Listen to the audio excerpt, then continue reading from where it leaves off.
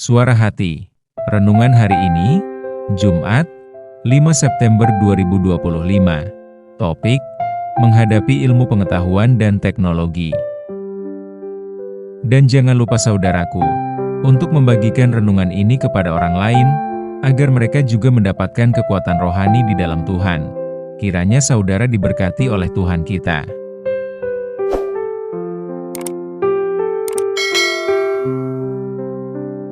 Nas renungan kita hari ini, Roma 12 ayat 6 dan 7. Demikianlah kita mempunyai karunia yang berlain-lainan menurut kasih karunia yang dianugerahkan kepada kita. Jika karunia itu adalah untuk bernubuat, baiklah kita melakukannya sesuai dengan iman kita. Jika karunia untuk melayani, baiklah kita melayani. Jika karunia untuk mengajar, baiklah kita mengajar. Saudaraku, dalam Alkitab sangat jelas ada beberapa ayat menguraikan ruang tentang ilmu pengetahuan dan teknologi. Tetapi, Alkitab lebih mengamanatkan agar ilmu pengetahuan dan teknologi harus dapat digunakan untuk memuliakan Allah, membangun keberadaban manusia, termasuk dalam mengelola bumi dengan bijak. Dalam Alkitab kita dapat mengetahui bahwa teknologi yang diciptakan manusia awalnya atas pengendalian Tuhan Allah, yaitu ketika membangun kemah suci, tabernakel. Perintah Tuhan Allah saat membangun kemah suci, tabernakel, adalah agar umat Israel membangun sebuah tempat kudus bagi Tuhan Allah, di mana Ia akan berdiam di tengah-tengah mereka. Perintah ini berisi detail mengenai struktur, desain, dan penempatan berbagai perlengkapan suci seperti tabut hukum, meja, kandil, mezbah, dan bejana pembasuhan, serta proses pengudusan dengan minyak urapan dan pengangkatan Harun dan anak-anaknya sebagai imam.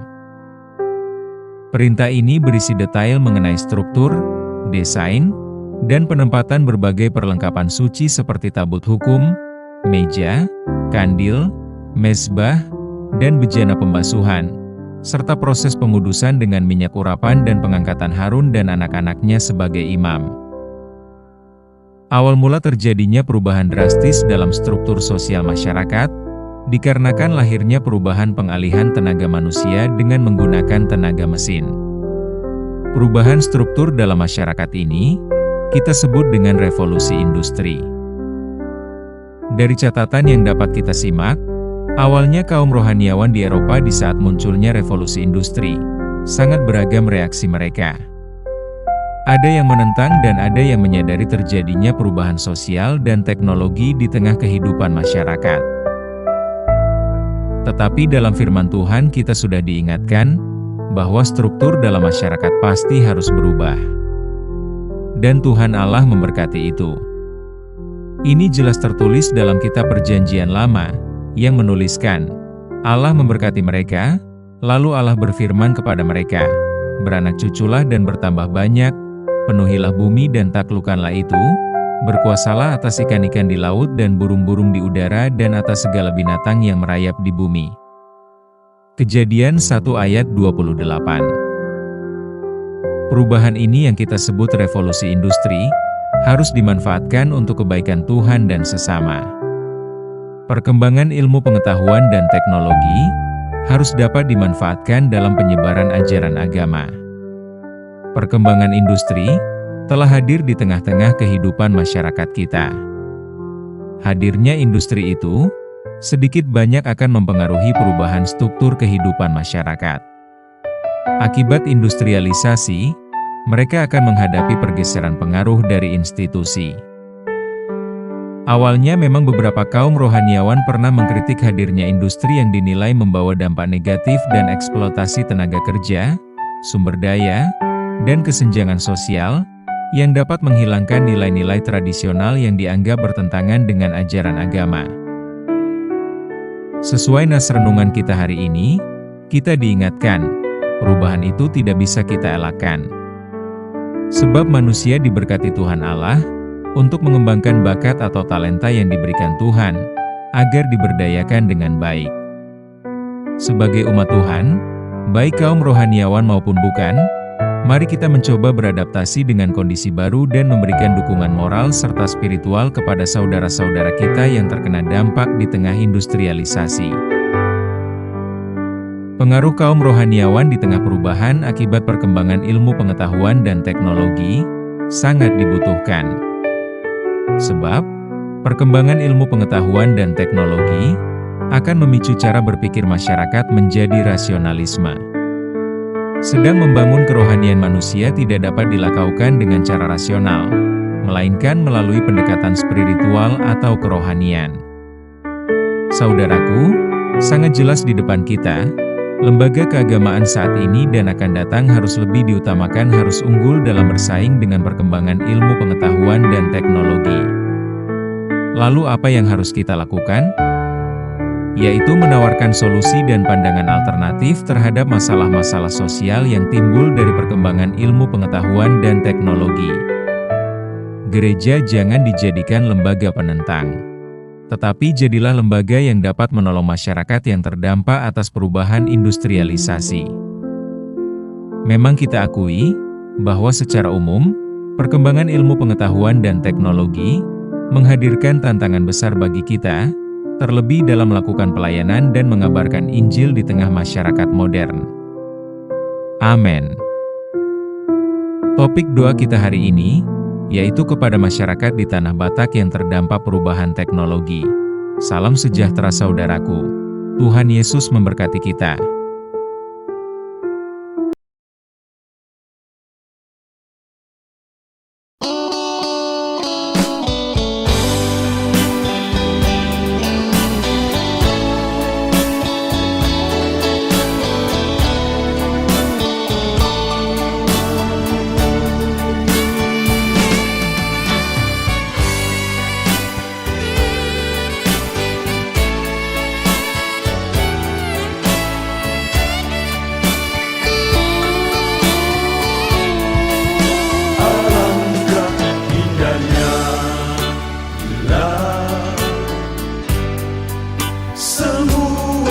Saudaraku, hidup dengan rukun, saling mengasihi dalam kasih Tuhan yang tulus dan murni, tanpa rasa benci, amarah dan dendam, tanpa kemunafikan.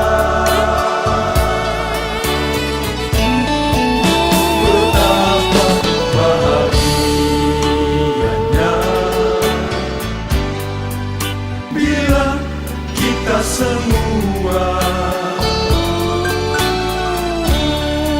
saling mengampuni, saling memaafkan, karena Allah telah mengampuni kita. Jangan kejahatan dibalas kejahatan, kasihi saudaramu.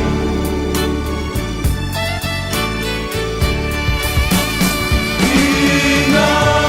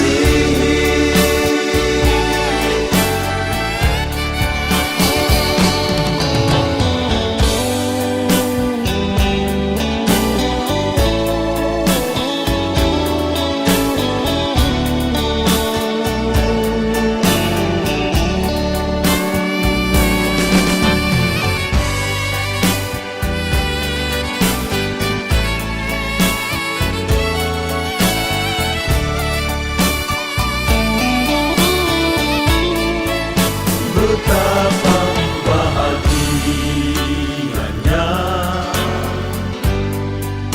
bila kita semua saling mengampuni, saling memaafkan, karena Allah telah mengampuni kita. Jangan kejahatan dibalas kejahatan, kasihi saudaramu.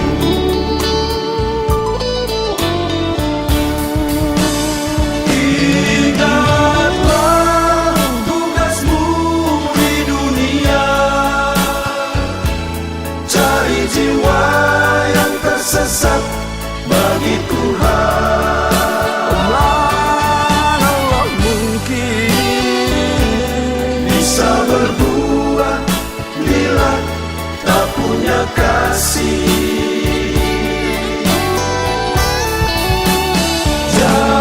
Janganlah kau lupa kasihnya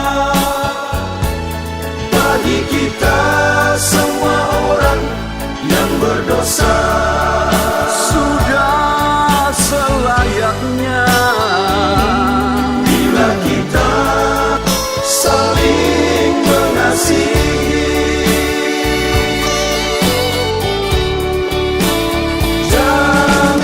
janganlah kau lupa kasihnya bagi kita semua orang yang berdosa. sudah selayaknya Bila kita